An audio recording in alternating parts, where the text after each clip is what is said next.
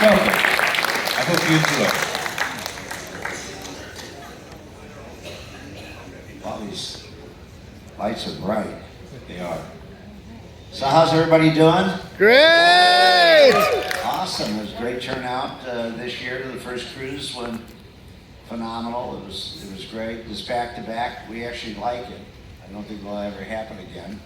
But it was a lot of fun. I hope you guys are having fun. The seas are nice and calm, so nobody puked on the first one. And yeah, looking forward to this cruise again. Doc, thank you again for just being here and being a part of this. We really appreciate you guys even considering doing the 2 cruises. It's been great really just to see you with a smile on your face ear to ear the whole time. What are you most excited about this whole week so far, or what's coming up, or what passed, and everything that's getting ready to happen today? You know, I guess it sounds a little maybe made up or whatever, but it really isn't. What's great about these cruises is we really get to learn more about the people that are on the cruises. It sounds like, you know, maybe we're placating you guys, but it's really the truth. It's, I was talking to Gina Paul about this, and you know, one of the things on these cruises is that all my life I've had arguably some of the biggest bands in the world since I was a kid. And I had a lot of fans, but I never got to know any of them. You know, you see them, and you went to the venues, and you saw, you know, around the world, and you saw kids in Thailand to South Africa to everything else, but you didn't get to spend any time really with them, and we have always tried to do that, it's just you don't. So on these cruises, you really get to understand where people, after 10 years of it, and after sitting and listening to you guys, talking to you, being part of it, as you know, I'm always on the boat, I'm always walking around, I'm always talking to everybody, because I really enjoy listening to the fans and their side of it, you know, which is not always good, but mostly good. But we really get, like I said, really get a perspective of how this band influenced them in some way. You know what I mean? That's a fascinating and kind of a scary thing that you have enough. I mean, they didn't plan any of this shit. You know, nobody planned it. They just went and put makeup on, and for their reasons, and because they couldn't compete as a rock band in regular clothes. And so therefore, then if you watch the documentary, I hadn't watched that documentary, by the way. I watched it last night. I hadn't seen it since we put it together, actually. But it was really interesting. And so with that formulation of KISS to where you guys now, 50 years later, a lot of people were fans from the beginning, and a lot of people were just starting to become fans. And again, to see a fan base from 6 to 70, you know, and maybe younger, this is awesome. So I take my hats off to you guys. Thank you. Yeah, that's for all of you. I really fun. You know, Debbie. This is my first. Welcome. Awesome. That's great. We love first timers. Welcome. What's your question for Doc? Okay, as a KISS virgin, first cruise and KISS show, how would you describe what the KISS cruise is all about, and what can I expect? You know, it's as crazy as you want it to be here. You know, I mean, I think you have to think of the KISS cruise as meeting a fraternity for the first time. So you're not really, you don't know everybody in the fraternity, or you don't probably know hardly any of them, but you all have that common ground of KISS. Jim from Fairfield, New Jersey. How many you been on, Jim? This is number 6. 6 times. What would you consider the most daunting time period for KISS during their years of managing the band? Oh. Well, I think it was when Ace and Peter left. Again, it was kind of like history repeats itself in a sense. It was mind-boggling and really a really lousy time for all four of them, I think. So, you know, Gene and Paul didn't want to go on without Ace and Peter, believe it or not. They really didn't. And Ace and Peter didn't want anything to do with Gene and Paul.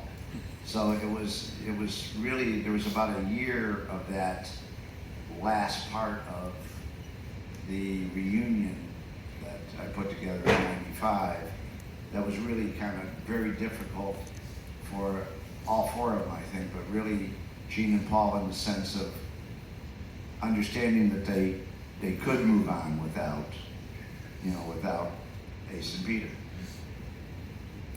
Thank you. Thank you, James. All right, next up. There you go, a little bit of acrobatics early in the morning. It's fine. What's your name? Where are you from? Jeff Wyman, Dallas, Texas. How many of these you been on, Jeff? That's my second one. Welcome back. Thanks, Bear. I was going to ask, what are your thoughts on how you were portrayed in the Netflix biopic, Dirt? And did you have any chance to weigh in on it?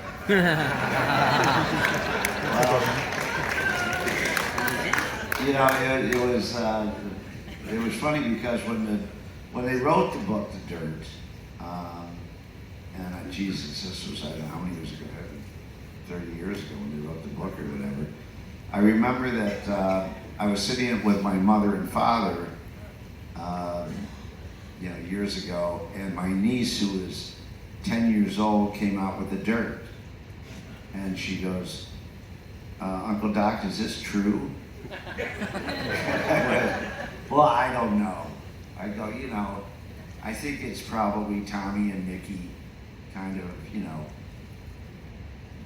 know, embellishing their worth in the world or whatever. And but I think it's probably somewhat accurate. She goes, well, is it true that you took Mr. Udo to Hong Kong and you had 2 hookers with automatic weapons? No. See, that's the embellishment. The part that was embellishing. But so the actual whole Dirt thing is funny because, you know, even when we did the movie, which I was not involved in, because they didn't want to pay me, but I mean that wasn't really the reason why. But I mean I just didn't get involved in it. And David, who played me in the movie, I like a lot. Brad Pitt couldn't do it. He was funny. He was doing some bullshit movie, but that's okay. At any rate, I was sitting at the premiere and Nikki looked at me and said, you know, man, I've seen this movie 4 times and I look like a real dick in the movie. And I go, well, that's the only part they got right.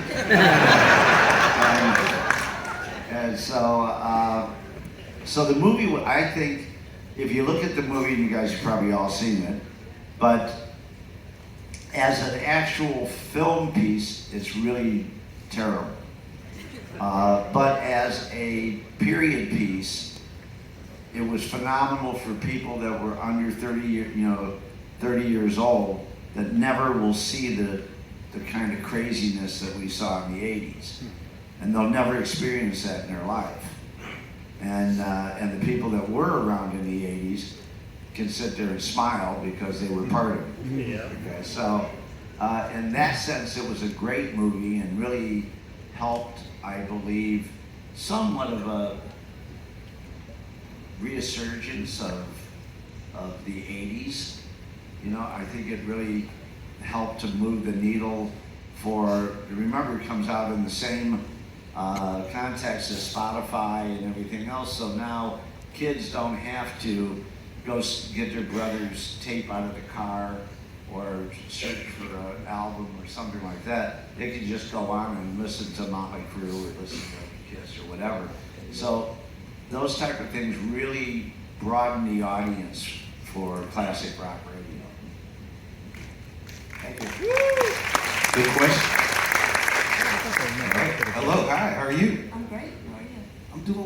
Thanks. What's your name? But I Where you don't from? have a tattoo, by the way. You don't? I do not have the tattoo. Oh, all right. Our fantasies are crushed. What's your name? Where are you from? I'm Margaret, and I'm from Houston, Texas. How many of these you been on, Margaret? This is my fourth. Welcome back. Thanks. And my question is, what or who inspired you to get into the music business? You know, that's, you know, like probably everybody out there, or most people out there, nobody knows what they're going to do in life. You know, you could, if you turned left instead of right, you may have been in a completely different world or different business or whatever. And I was a guitar player, and I was, you know, I loved music. But if you're a lead guitar player and can't sing, you're fucked. Okay? You're not gonna be. You have to be in the band, maybe at best. And so, you know, and I was in a band and all that stuff. But that isn't how I really got in the music business, in the actual business side of it. So it was just one of those, I made the right turn at the right time, I guess. And this one guy wanted me to help him. You know, he was doing Goodbye Norma Jean, The Story of Marilyn Monroe, and Winter Kills, his movies, 2 movies. And for some, I think he was dating my sister is what it was. So he wanted to give me a job, and that's actually how I got started in this. Sure. Come on in. What's your name? Where are you from? Gonzalo from Santiago, Chile. Oh, wow. Yeah. Hey. This is my second one. Mine and this is the second one, so hence. My question is, what is your biggest regret and your most significant accomplishment as a manager of KISS? My biggest regret? I didn't kill Peter. That might be one of them. I don't know. No, actually, there's no regrets. And the accomplishments are here. You know, what you see here is the accomplishment that we've done over the course of my 30 years with them. When you see back then, we played every place. I couldn't believe about 20 shows in England and Ireland, so in Scotland. So, anyways, I got to spend a lot of time with Rick. So, you know, he was really a great guy, and you know, I didn't know Vinny very well. Only met him a few times, and I'm not sure his dress selection is what it should be. But you know, with getting KISS back together again and stuff was, I mean, people looked at me and I thought it was a no-brainer. I was as confident as anything putting KISS together. I thought, fuck, this is easy compared to what I've been through. So that was again one of those accomplishments. Yeah, good. Great. Paul spoke very fondly about that Tiger Stadium show the other night. It's a big memory for him. What's your name? Where are you from? Kathy, Northford, Connecticut. How many of these you been on, Kathy? Number 2. Welcome back. Thank you. What do you think KISS's greatest contribution to the rock world has been? You know, Jacob. First time cruiser. Welcome aboard. As the career of one of your most successful bands is coming to an end, what's next for you? You know, like I've said before, and I think I said last year too, I've been working on this thing called QTR, which is called Quality Time Remaining. And so I've kind of I've slowed my life down to the point to where I can enjoy some of the things. I've always enjoyed everything. I haven't had a bad day since my mother dropped me off at kindergarten. So I live a very charmed life. But you know, I want to spend more time with my grandchildren and stuff like that. And still, I will work on KISS and the whole evolution of what's about to happen to this franchise of KISS. I'm sure I will be involved in. X.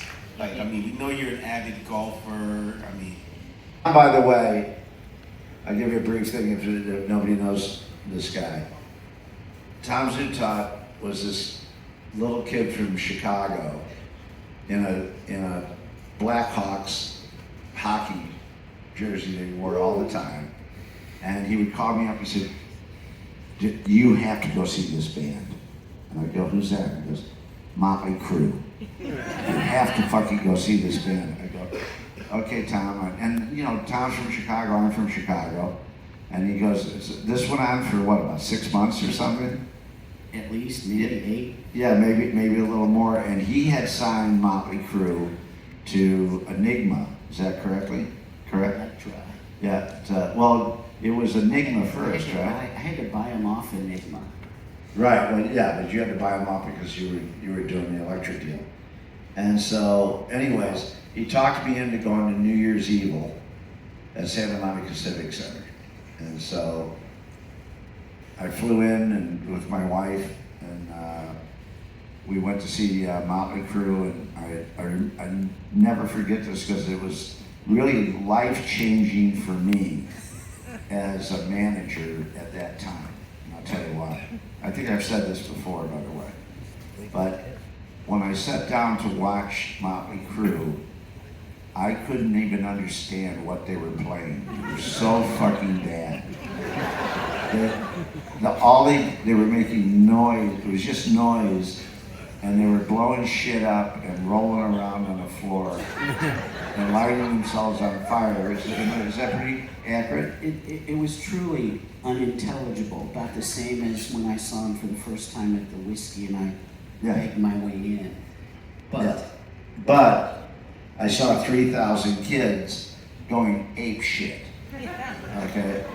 Buying every piece of merchandise, tearing every poster down, and I went, and that's when I really changed my model of management.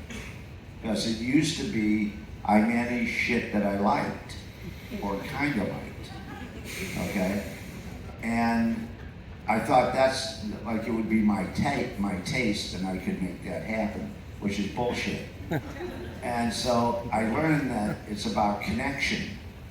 It's about finding, so then I went from managing shit that I liked, didn't make any money, but managed them, and then found out that really what my job is to find connection, to find people that connect to people.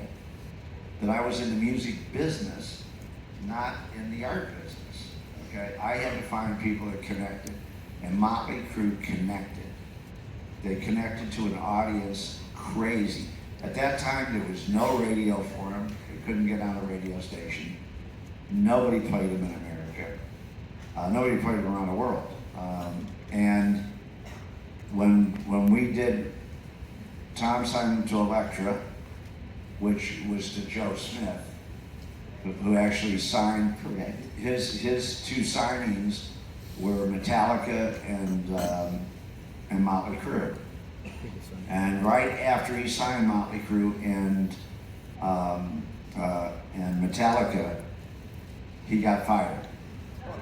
And they brought in Bruce Lindahl and Bob Krasnow, who were known for blues, not even blues, more jazz, kind of jazz blues stuff. Jazz R&B. Jazz R&B stuff, yeah, pop, but had nothing to do with this stuff. So my first meeting with Tom and Krasnow and them, I had this, the only picture we had was a picture of Motley Crue with the candelabras, right, with blood and Mick. And Mick looked just about as bad as he does now. So that was 40 years ago. And they had the blood and everything. And Krasnow started with, if I was here when Motley Crue got here, they wouldn't be here. I'm not running any fucking circus here. So I go, wow. So I guess giving us $1 million is out of the question. And so I said, so I tried to get off the label, And he said, no, I can't, because Too Fast for Love, which was the first record that we had just done on Enigma, and actually he had done, that Tom had done, had sold 190,000 units or something at the time, with no promotion, no marketing. All word of mouth. It was all word of mouth. And so he said, you just have to go make a good record. And I go, well, who's going to judge it, you and Bruce? And he said, no, Tom Warman. And anyways, but that's where I learned about the connection concept. And from that day forward, from signing Motley Crue, I tried to pride myself that it wasn't my taste, it was other people's taste that I was signing. That I was just merely the handicapper that went to the racetrack every day to look for the right horse to ride. And you found it through connection. So that's Tom Zutaut right there, who got me going. And also brought me Guns N' Roses when he signed Guns N' Roses. Yeah, Doc. Wish we could have done that when we had a great time with Motley Crue. I had to keep my eye on Tom Warman. Well, remember, I had 5 junkies already. I didn't need any more junkies at the time. And those of you on the first cruise, Doc and Lynch played on the first cruise, and that was my other Electra signing before I left. But it was good to see them. I hadn't seen Don in about 20 years. So Doc, my question is, you and I have sat many times and, relived the horror stories of how we both survived Motley Crue, and those of you that have seen The Dirt know that Pete Davidson doesn't look anything like me, even though he played me. At least David played you. And I was on set, and David kept asking me, how would Doc say this? How would Doc do this? And I gave him a few pointers, so I thought that he looked more like you than Pete Davidson looked like me. But my question is not one of the horror stories, but what is your favorite moment from Motley Crue days? You know something? I had, as crazy as those guys were, they were so much fun to be around. Every day was nuts with these guys. And I've been around so many bands that pretend to be rock stars and want to do the rock star shit and dress up like them and pose and all. That was not Motley Crue. They were more of a gang than they were a band. They were, Tommy Lee was the happiest kid in 2nd grade, and he loved being on the road because he didn't have to make his bed. One of those, and so, it's so hard.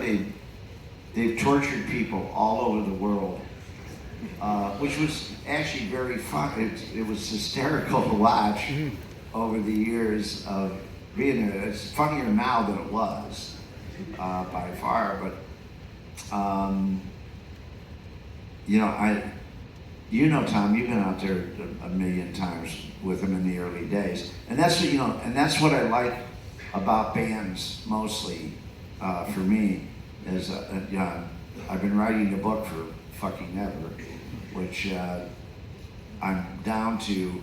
I had one chapter called Before the Zeros, when it was fun, meaning before there was money involved, when bands were just bands. They went out to get laid, they went out to have fun, they had, they would play pay toilets and use their own change. They would, they just had a great time out there, and that was Motley Crue days. And, when they got thrown out of hotels, it wasn't like they tried to, it was just, well, they actually did try to, or they wouldn't have got thrown out. But it was just part of their kind of living, I guess. You couldn't bring them in a nice hotel because, like you'd be at a bar, if you were when I say a nice hotel, I'm talking about like a Hyatt, not like a Four Seasons or anything. We never got to go to those.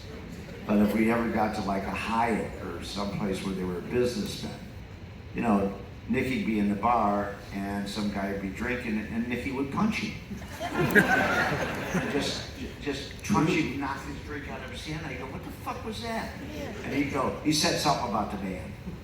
And so then we'd get thrown out, you know, and we'd be back at the Holiday Inn or the Howard Johnson, which was where we spent the first 7 years of Motley Crue.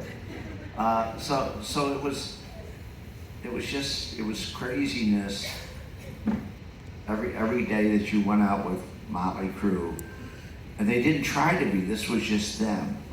Wouldn't you say that, Tom? Yeah, you know, I can confirm that the pool scene in the movie happened many times. That Ozzy crew tour was a great tour, and you know, there were many pool scenes. The one thing about the crew, I think, is that they really had no sort of code of any kind. They just did stream of consciousness, whatever felt right in the moment. 1 second, you know, Tommy's running around naked in a hallway. The next second, it's Vince, and they're chasing each other in the hallways and banging on people's doors. And, you know, the pool, though, I thought was like an interesting time. Whenever they were out in daylight and Ozzy would roll out there, and those guys were hilarious together. Well, that was the No Fun Tour, we called it, and we had big, you know, big songs with the No Fun Tour, you know, because Sharon wouldn't let anybody give Ozzy any drugs, and here you got Motley Crue, and that's all they did. So it was like if you gave Ozzy drugs or a drink, you got thrown off the tour. That's what it was. So everybody was on their best behavior until Sharon, the fun police, would leave. And then when the fun police would leave, Ozzy would be gacked and just... He would snort something other than he was out of his fucking mind. And Ozzy's one of the funniest people in the world anyways. So to put Ozzy and Motley was pretty strange, and they did crazy shit. Nothing like Ozzy. They would always test each other to see what they could get away with, and I can't get into too graphic of some of the things, but Ozzy always won.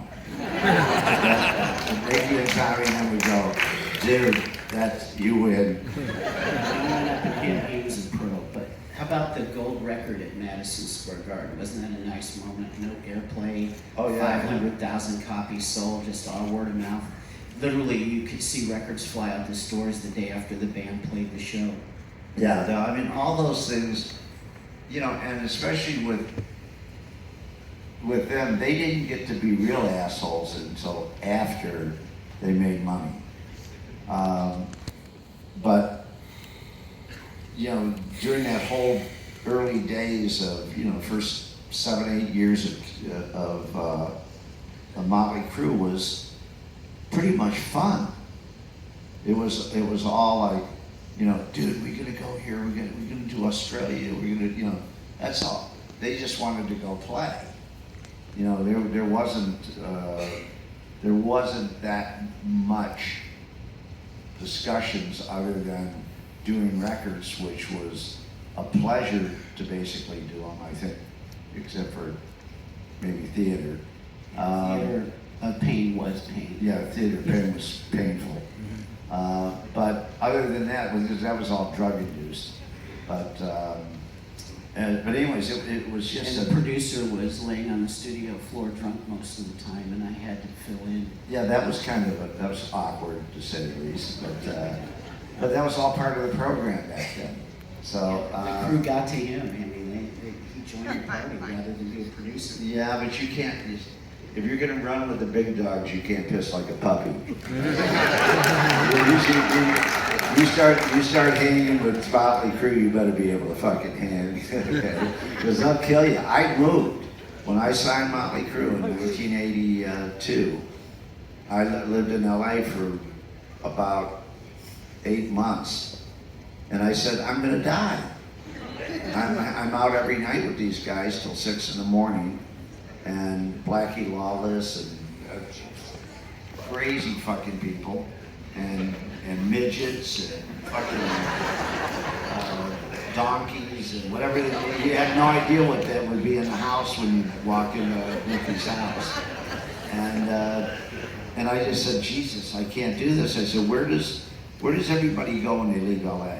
They go, oh, they go up to Montecito, or they go to you know, up that way up north. They said, anybody go down to Orange County? They go, oh no, that's the Orange Curtain. Nobody goes down there. I said, good, I moved down there. I figured that nobody would come down there to see me and I could survive. So I that was made my it down there. time. It was nice down there. That was an escape for me too. Yeah, that's right. Yeah, so that was that was the idea of escape from motley crew. I'll say one last thing, which, like all of you in this room right now, I'm a major fan of Doc's. I met him by begging him to manage Motley, and but I am an even bigger fan, or faniac is my new bride Stacy. We're actually on our honeymoon here on the cruise. That's right, it's his honeymoon. We just got married, I was supposed to go down there, but we had the hurricane and I couldn't get out of Florida. I know the hurricane really destroyed our wedding, but then it went up the coast instead of heading to Chattanooga. Yeah. But on February 18th of 1973, it changed my life because I got in the mail from Neil Bogart a copy of the first KISS record. And I worked at an FM radio station when I was a freshman in high school. Our high school actually had one, and I played the record and I just fell in love with it, and it inspired me to get out and do what I do and find bands and do all the stuff I've done. And probably one of the greatest days of my life was when Doc became the manager of my favorite band. And so it's been, you know, ever since February 18th in 1973. I even took a suspension from school for hanging up KISS posters at my high school. They suspended me and asked me why I was hanging up a picture of guys that looked like girls. They didn't look like girls to me. That's true, not to you. That's a whole different story. We're not going to go there.